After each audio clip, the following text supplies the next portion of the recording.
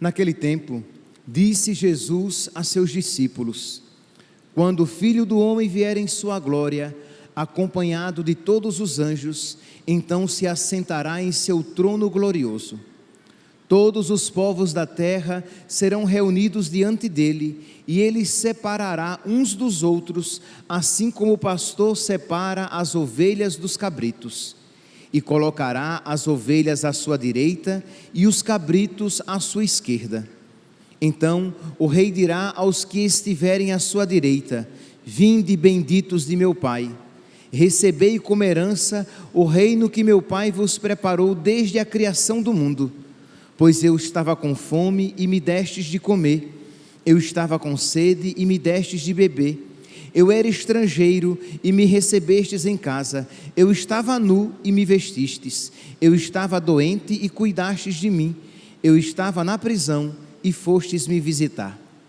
Então os justos lhe perguntarão: Senhor, quando foi que te vimos com fome e te demos de comer, com sede e te demos de beber? Quando foi que te vimos como estrangeiro e te recebemos em casa, e sem roupa e te vestimos? Quando foi que te vimos doente ou preso e fomos te visitar? Então o rei lhes responderá: em verdade eu vos digo que todas as vezes que fizestes isso a um dos menores de meus irmãos, foi a mim que o fizestes. Depois o rei dirá aos que estiverem à sua esquerda: afastai-vos de mim, malditos, ide para o fogo eterno, preparado para o diabo e para os seus anjos, pois eu estava com fome e não me destes de comer, eu estava com sede e não me destes de beber, eu era estrangeiro e não me recebestes em casa, eu estava nu e não me vestistes, eu estava doente e na prisão, e não fostes me visitar. E responderão também eles: Senhor, quando foi que te vimos com fome ou com sede, como estrangeiro ou nu, doente ou preso, e não te servimos?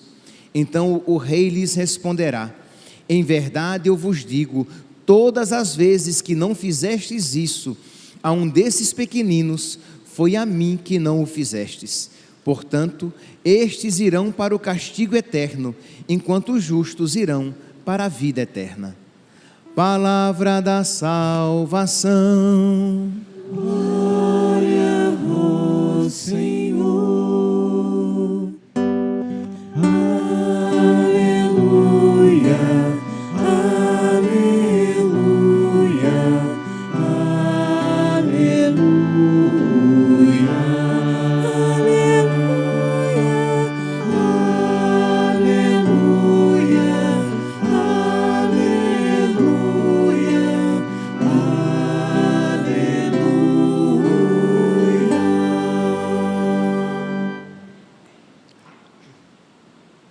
Meus queridos irmãos e irmãs, grande alegria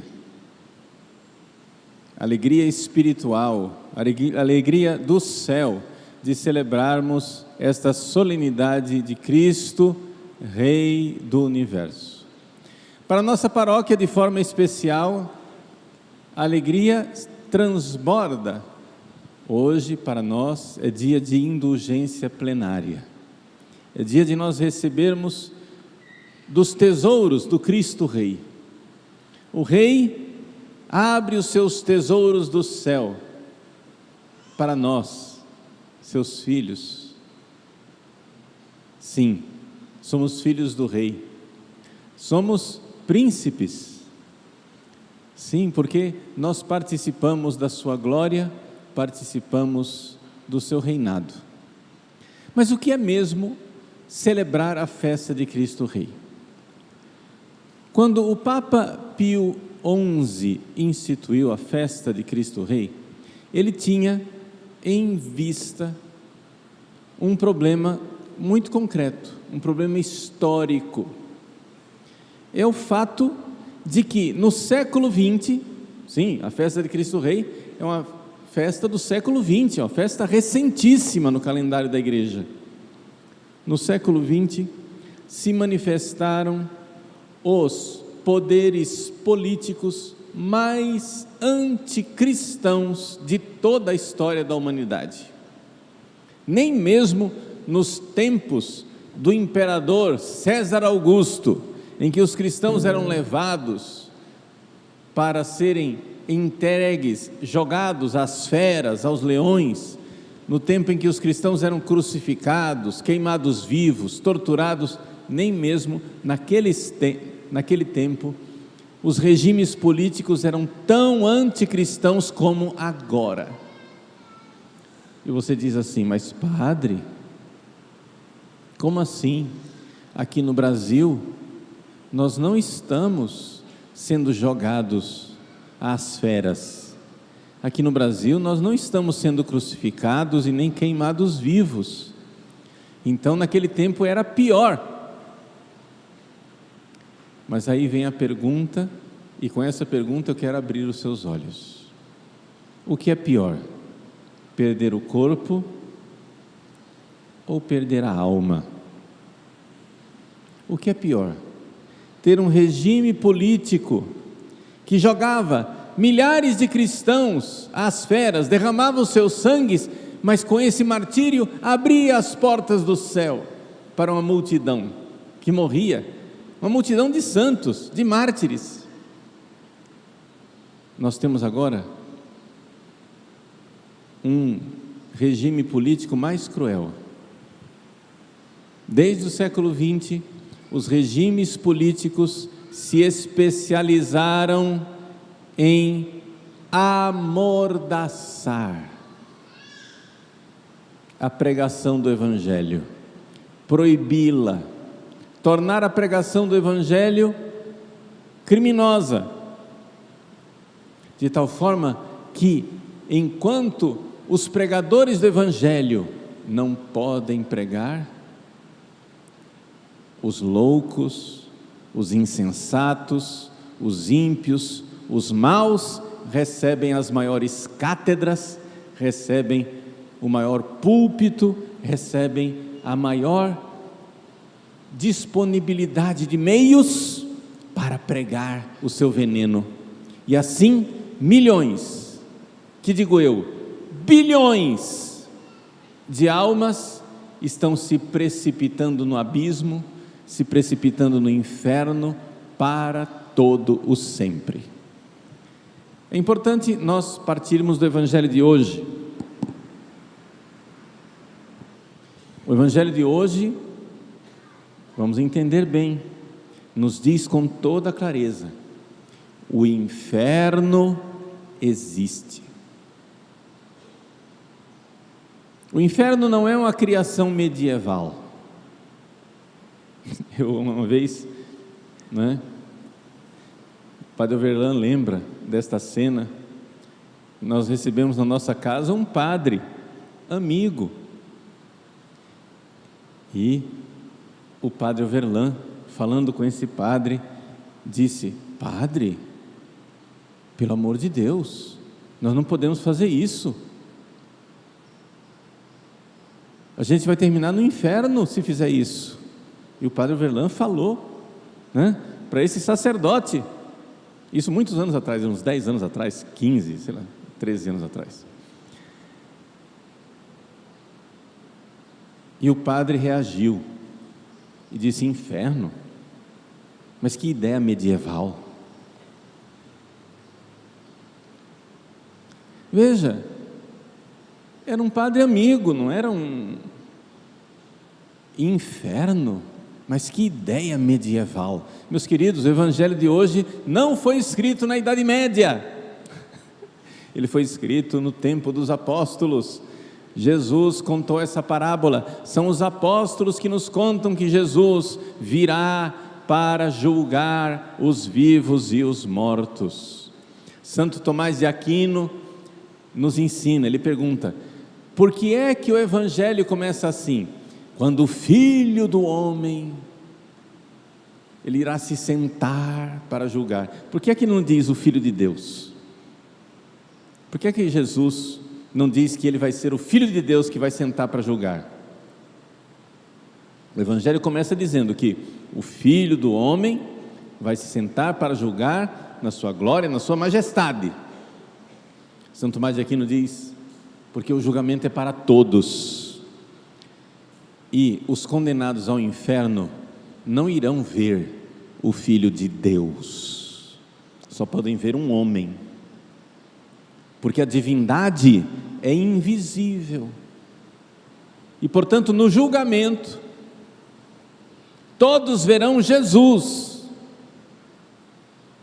em carne e osso, na sua glória, numa glória divina. Ele vai aparecer resplandecente, cheio de glória e majestade, mas é o Filho do homem, porque os maus nunca verão a face de Deus, não verão a Trindade face a face, não verão a glória do Pai, do Filho e do Espírito Santo, Deus Trindade, com a visão beatífica face a face. Os maus nunca verão a Deus.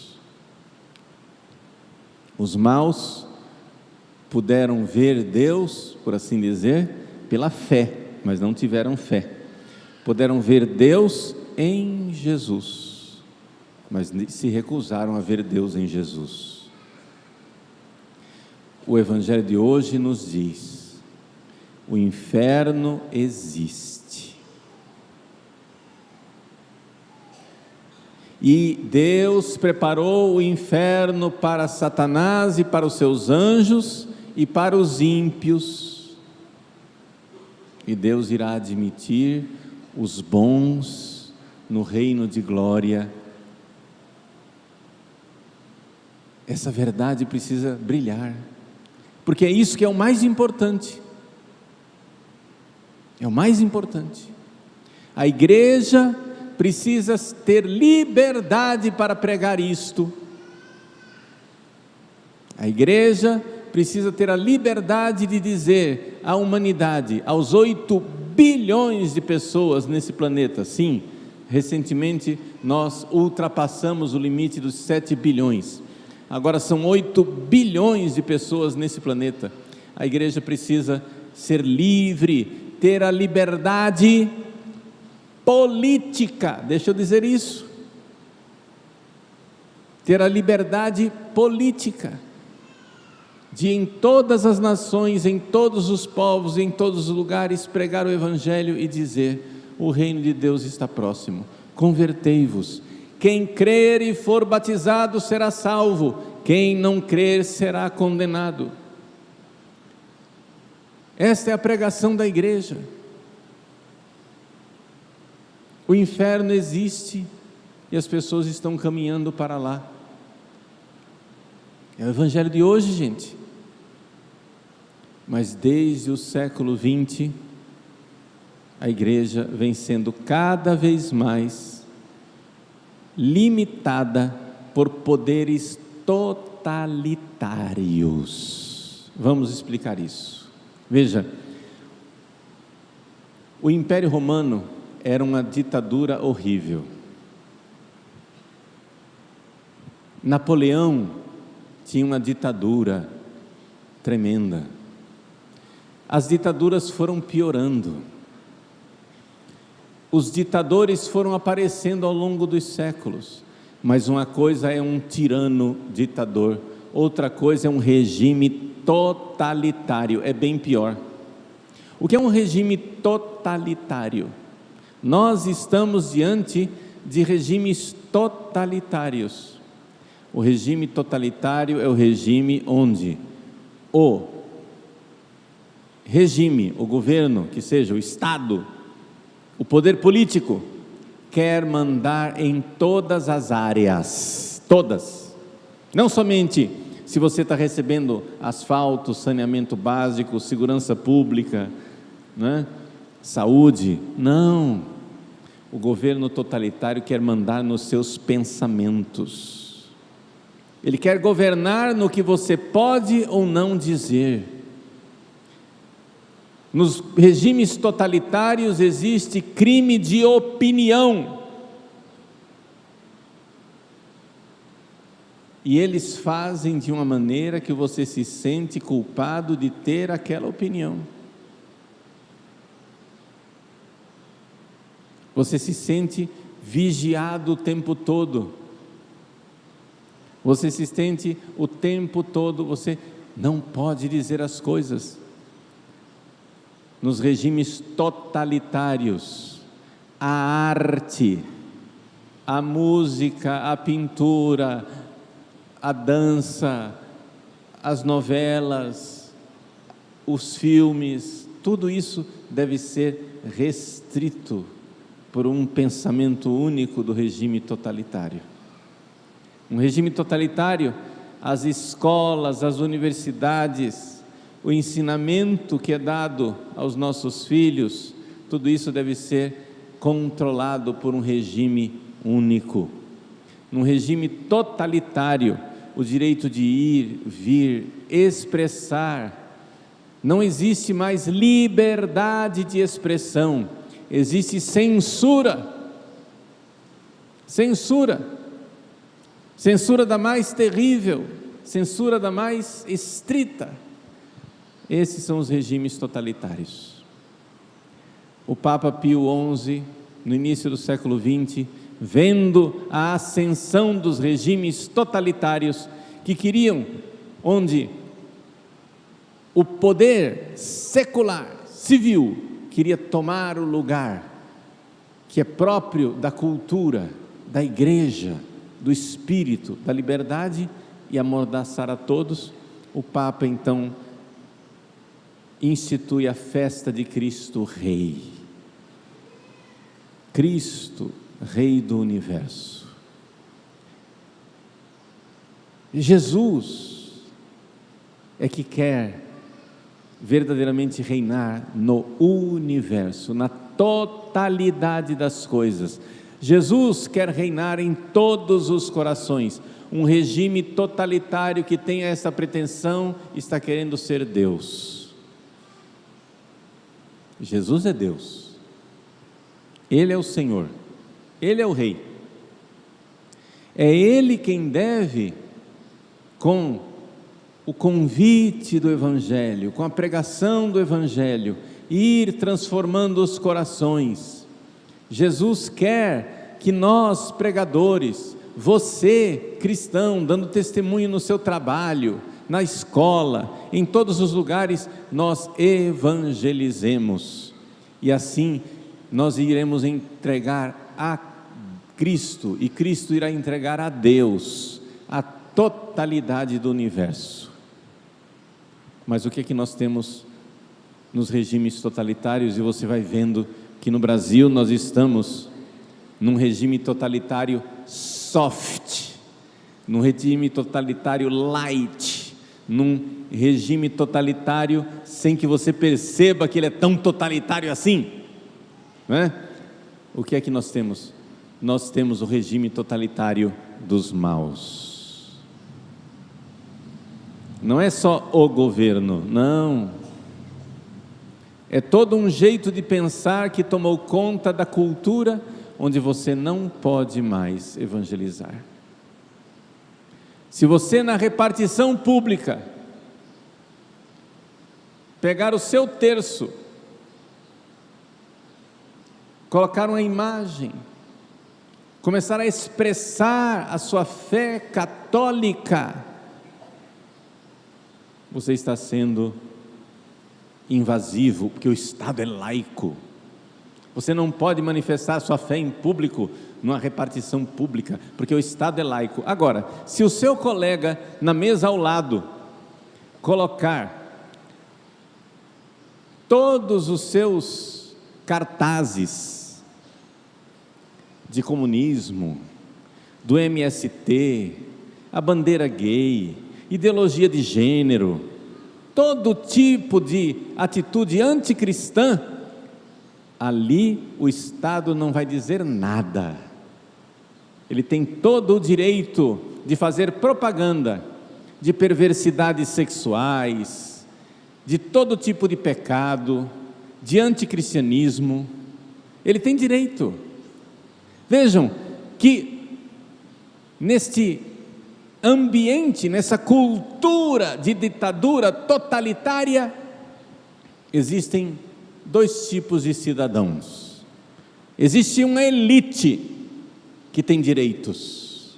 Que elite é essa? É um pequeno grupo que tem plenos direitos. é o pequeno grupo dos ateus, dos materialistas, dos anticristãos, dos satanistas, dos que querem desconstruir a cultura, dos que querem destruir a moral. Estes têm direitos plenos de se manifestar em todas as cátedras universitárias, em todos os meios de comunicação, nas bancadas do Congresso, nas tribunas parlamentares, nos discursos do Executivo e do Judiciário. Eles têm o direito de advogar, de defender as suas causas, o seu pensamento.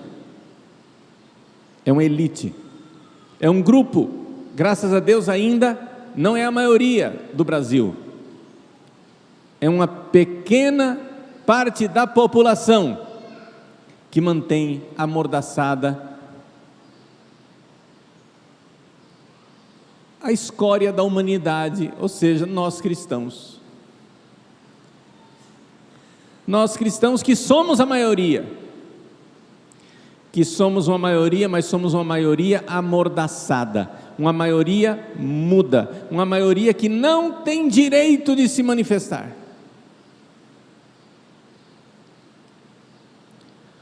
Os defensores da ideologia de gênero podem dizer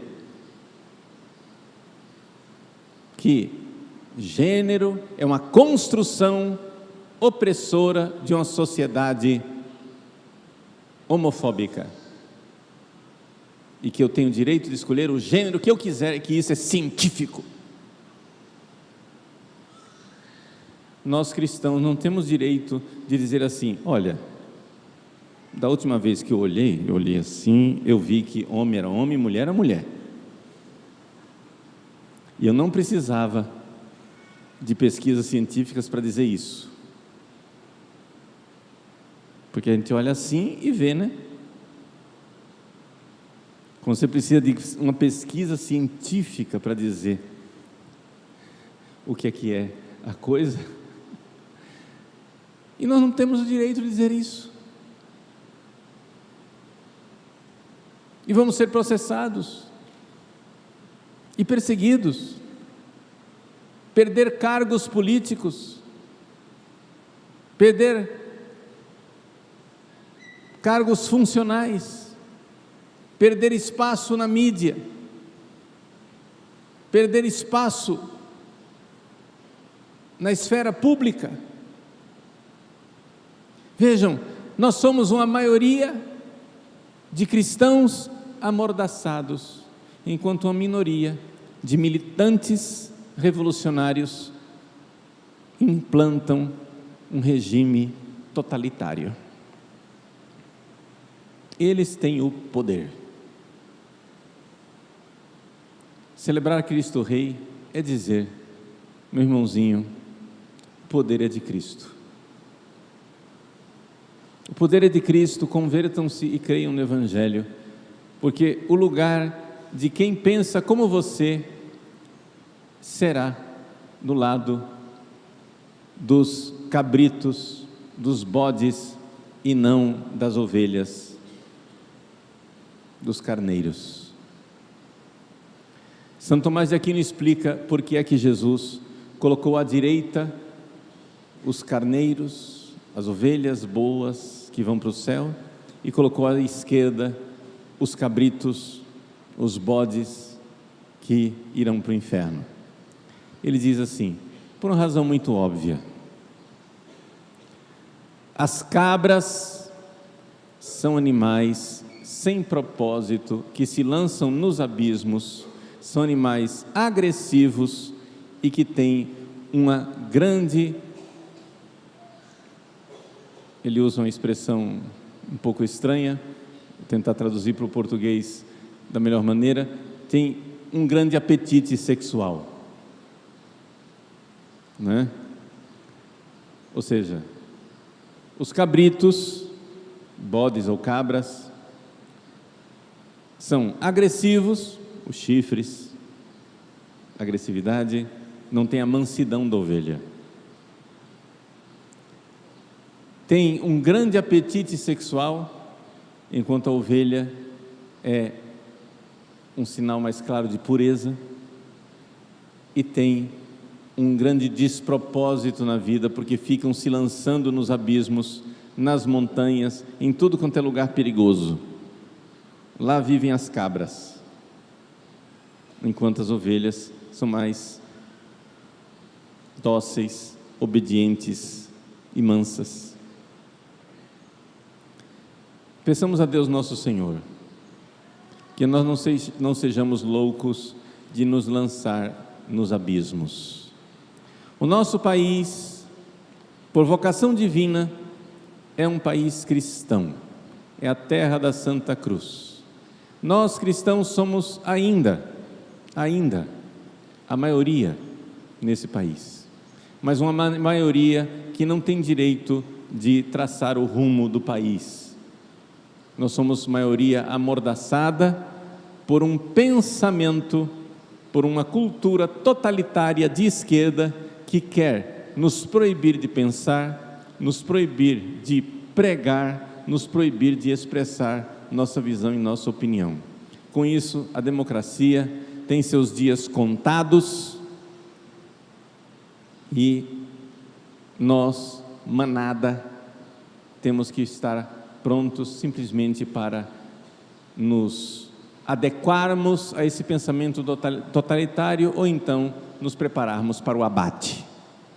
É simplesmente isso. Estamos rezando hoje, professando a nossa fé em Cristo, Rei do Universo. Para que Ele reine no Brasil, é necessário que nós, brasileiros, deixemos em primeiro lugar que Ele reine em nossos corações. Eu em primeiro lugar. O primeiro que deve se converter sou eu. Para que Cristo reine no Brasil, Ele tem que antes reinar na paróquia Cristo Rei, nos paroquianos, nos que vão à missa, nos que se confessam. Quando nós cometemos pecados graves, quando nós desobedecemos a Cristo, estamos saindo do lado das ovelhas e indo para o lado dos cabritos. Nós precisamos da graça de Deus, da conversão. E depois de nós entendermos que nós precisamos nos converter, nós precisamos exercer a profunda, suprema caridade de ir convertendo as pessoas. Nós ainda temos uma certa liberdade, não total, mas uma certa liberdade de evangelizar no Brasil. Então nós precisamos aproveitar isso. Pegar aquelas pessoas mais dóceis, não vai batendo de frente com os militantes malucos, não é? Mas pegue as pessoas mais dóceis, vá abrindo os olhos, evangelize, mostre vídeos que respondem às dúvidas das pessoas, tragam as pessoas para a igreja, ajudem as pessoas a viverem bem. Nós vamos começar semana que vem o tempo do Advento, preparação do Natal. O Natal é um tempo onde a gente sente o Espírito Santo agindo nos corações. Sim, mais do que nas outras épocas do ano, o Natal, o Espírito Santo é capaz de amolecer os corações mais duros, abrandar aquelas feridas que estão mais chagadas. O Espírito Santo no tempo do Natal vai passando o óleo da unção. Nós vamos começar agora o Advento. Traga as pessoas para a igreja, faça seu propósito, no Advento faça o propósito de missa diária, de comunhão diária, de preparar o tempo do Natal com esse tempo maravilhoso de penitência que nós iremos iniciar. O Advento é tempo de Deus para nós, é um Kairos, é um tempo de evangelizar mais profundamente a nós e aos outros. Assim Cristo será rei no nosso país. Assim nós conseguiremos deter esta cultura totalitária que quer criminalizar o cristianismo, criminalizar nossa fé. Assim, Cristo será Rei do Brasil e do mundo. Esse é o projeto de Deus. Então, o que é que nós vamos fazer para que Cristo reine? Já sei, padre, vamos fazer umas faixas e sair em passeata e dizer: Rei, Rei, Rei, Jesus é nosso Rei. Tudo bem, pode fazer passeata que você quiser, mas não é isso o caminho. Cristo é Rei quando Ele reina nos corações. Então Ele precisa reinar no meu coração e precisa reinar no coração das outras pessoas, e o caminho é evangelização, gente.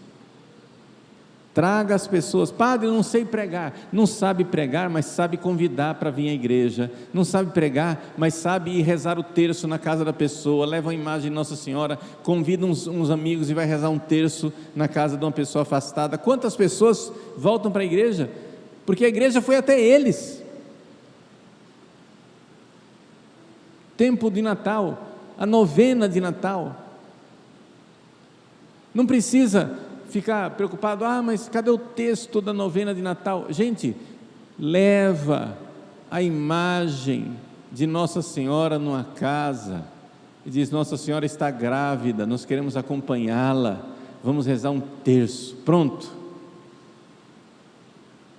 E vai trazendo as pessoas. Seja missionário, vá nas casas das pessoas, reze o terço. Quantas e quantas pessoas voltam à igreja por um terço, por Nossa Senhora? Funciona, creia nisso.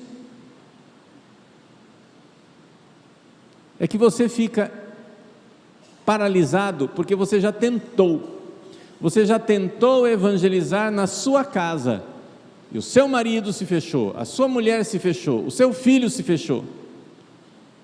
Tudo bem, mas sabe por quê? Porque Deus faz de você instrumento de evangelização na casa dos outros. Ninguém é profeta na própria terra.